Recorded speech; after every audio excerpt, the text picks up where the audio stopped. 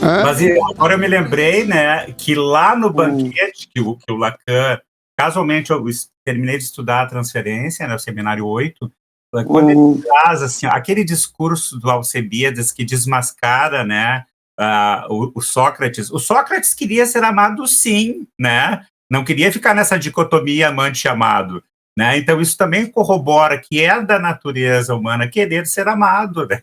Sócrates não estava fora disto, né? E aí agora deixa eu colocar uma questão que para mim assim foi instigante. São experiências diferentes. Vamos pensar o amor sexuado, né? Aquele amor onde tu tem necessariamente o eros envolvido diretamente, né? E o amor onde isso não está presente de uma forma intensa.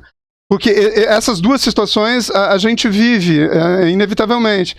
E aí a distinção, eles não, para mim, não são os mesmos lugares. Esse amor lacaniano e esse amor que nós estamos discutindo, na minha concepção, na minha acepção, ele está mais próximo do que a gente chama de paixão.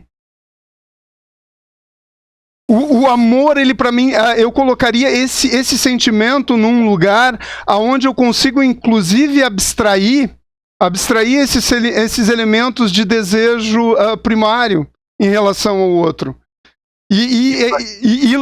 Entende? É uma questão conceitual, mas já a paixão, não. A paixão realmente, ela no fundo, o objeto é uma extensão minha, né? O objeto do meu desejo é uma extensão, né? Inclusive muitas vezes de minha posse, né? Eu não quero nem que esse indivíduo tenha vida própria, né? Que ele viva gravitando na minha órbita, né? Não podemos fugir do conceito construído por Lacan, que ele parte lá da melanina, né, para chegar em objeto A, né, Rô? Aí me ajuda. Porque aí é que tá. Eu, particularmente, associo muito este momento de paixão, que ele depois passa, né, para todos nós. Ele é um momento no qual tu elege aquele objeto como se fosse o objeto A apreendido. E à medida que tu vai vendo que esse objeto está perdido para sempre, que é esse lugar em que a gente já foi em algum momento pleno, né, no processo de constituição de sujeito, esse lugar, enfim, toda aquela história, né, da constituição do sujeito psíquico, em Lacan a gente aprende isso, desse eu ideal, que depois passa para um ideal de eu. Então, os conceitos vão se articulando, e aí a gente vai vendo que isso faz parte dessa construção na qual o amor vai para um campo até um pouco mais sublimado dessa coisa do gozo, da paixão. Eu, pelo menos, entendo assim. E aí a gente vai para algo que se mantém, né? Porque a paixão, quando a gente tem relações que são construídas só pela paixão, elas não vão durar, às vezes nem a amizade fica, né? Eu, graças a Deus, eu tenho muitos amores afetivos que ficaram como amizade, porque a paixão passou, mas o afeto não, né? O sentimento, as afinidades. Então, acho que aí dá para a gente pensar um pouco essa diferença. E aí, agora eu associo com as paixões também pelos próprios mitos, né? Olha, na cadeia associativa a gente vai até para a paixão de Cristo, enfim, né? Isso. É porque é significante, né? Sincronicamente, diacronicamente, né? Deixa eu exemplificar para tentar, porque muitas vezes é essa a nossa limitação, né? O verbo é fundamental para a gente chegar a um denominador comum. São duas experiências, vamos colocar a experiência do Eros, né? E aí, qual experiência que eu quero te falar desse amor? Por exemplo, a minha filha com 1 ano de idade. Eu sempre detestei levantar de manhã cedo, sempre. Isso para mim sempre foi um problema, por uma questão biológica, de metabolismo, enfim. Mas eu tinha que fazer mamar, porque ela começou a ficar cedo comigo, e eu tinha que fazer o mamar dela às 5 da manhã, porque ela quando tinha fome. Eu não vou te dizer que isso era bom, não, isso não era bom, mas não era ruim. A sensação, entende? Esse sentimento de dizer, puxa, algo que em qualquer situação eu odiaria, não tinha sentimento, ele simplesmente tinha uma naturalidade de execução. Então, e essa experiência, e aí se a gente for traduzir isso, essa mulher ali, essa que eu tô me projetando, ela jamais será minha. É um estágio, é uma experimentação diferente de quando tu te envolve e tu tem a tua sexualidade como parte desse contexto. São duas emoções diferentes. E quando envolve esse eros, as emoções elas tendem a fugir um pouco à razão de forma mais rápida e nessa outra situação eu diria que é como ficar vislumbrando uma lagoa tranquila. É algo prazeroso, que não precisa ter um fim em si mesmo, entende? E conseguir ser claro é a distinção que eu faço nesses dois sentimentos que a gente normalmente chama de amor, mas eu não conseguiria colocar como o mesmo sentimento. Não é. Não é. E não é? Não é, não. E é legal que a gente possa perceber, né? E cada um, dentro da sua análise, vai procurando separar esse joio desse trigo, né? Para ver em que campo a gente cola num gozo. Porque eu conheço pessoas que elas não abrem mão da paixão, né? Elas vivem pela paixão e seguem ao longo da vida buscando a paixão e não conseguem ir além, né? Porque tem uma cota de sublimação que se dá ao longo de um relacionamento. A gente ouve isso das pessoas que conseguiram manter uma relação por mais tempo. Né? Mas vocês percebem que eu estou fazendo uma disputa de conceito aqui, né? Eu estou querendo distinguir amor de paixão. Porque o que eu contextualmente eu vislumbro, é que, Gaio, é que hoje, o que tu falou, retomando o que tu disse, nós vivemos um momento de paixão.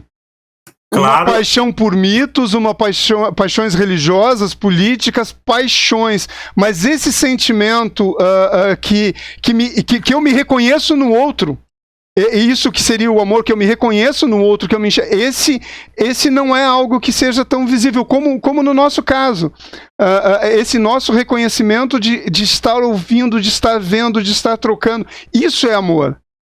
Isso é o que eu aproximaria do amor. Mas essa disputa intransigente de posição e de certezas, essa para mim é um outro lugar. E às vezes nesses conceitos a gente parece que, e lendo como normalmente a psicanálise trata desse sentimento, é como se ela jogasse tudo no mesmo pacote, na minha opinião.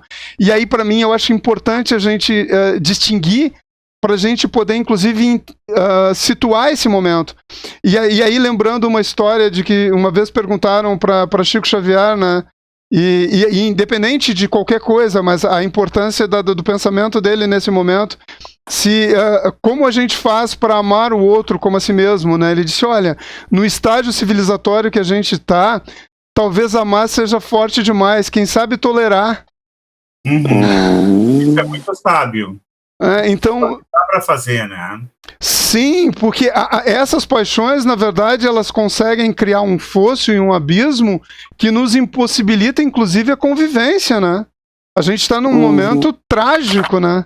Inclusive, para pensar já no campo de uma psicanálise em extensão, nesse social, quando a gente para pensar que para reverter tudo que a gente está vivendo e que é mortífero, e que veio de um apaixonamento que buscava uma resposta de gozo, né, em cima de um mito, né, e estabeleceu o que o Caligari chama de que nós neuróticos somos capazes de fazer montagens perversas, sim, né, a gente é capaz, não vamos dicotomizar as coisas, mas isso não se sustenta por muito tempo, não tem como sustentar.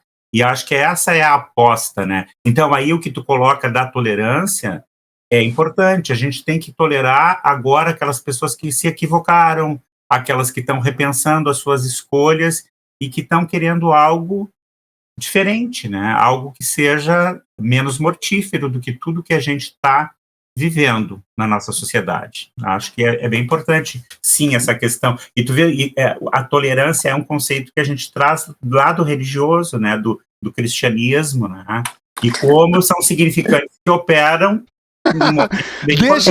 Deixa, porque rende, bichinho em vídeo rende, que é uma beleza. Eu defendendo, assim, porque eu sou cachorreiro e tenho um neto, né, que vocês já sabem, defendendo que eles são, para nós, o protótipo do objeto A, né?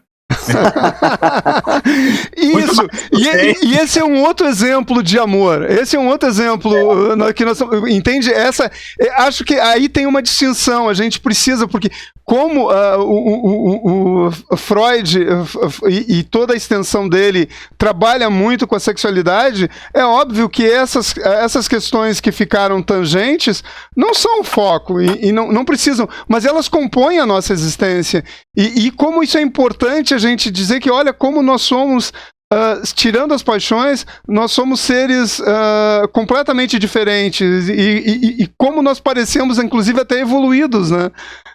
Muitas vezes. A riqueza da linguagem, que a gente possa tomar esses significantes, a paixão, a tolerância, em outros lugares, né? Numa cadeia associativa, num pensar um contexto, né?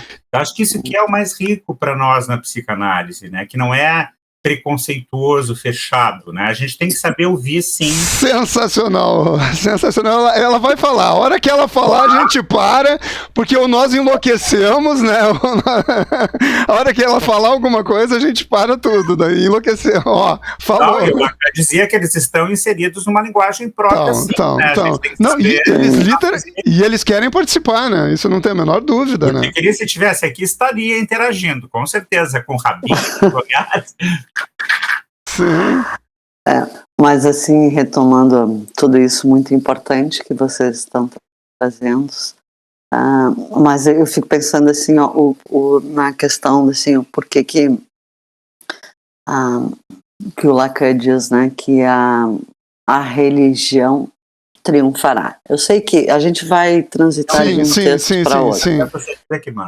E que mesmo que a ciência vença, a religião triunfará.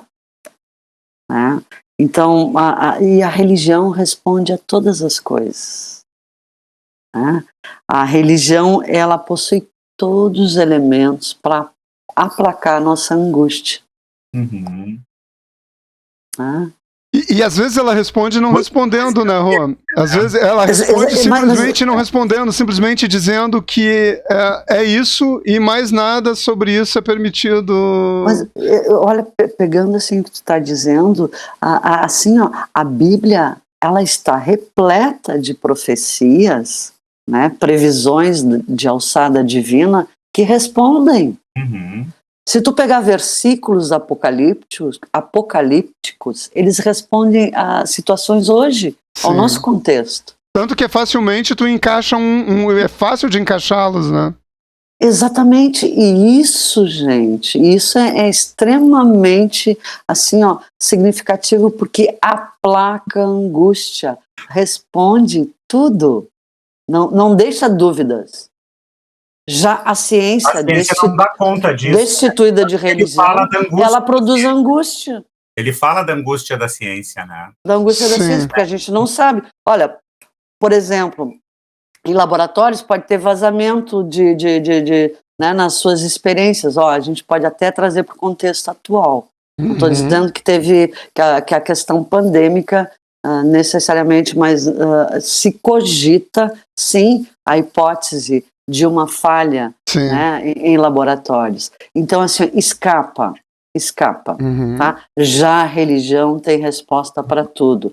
Tu abre a Bíblia, tu vai lá num versículo tal e tu responde a tragédias ambientais, tu responde a tragédias humanas, tu responde a tudo. E isso acalenta a natureza humana, a alma humana. Por quê? Porque a angústia cessa. Seu colibri, a casa é sua, por favor me apareça. Nunca esqueça desse amigo que lhe tem muito respeito e toda a admiração. De coração tenha certeza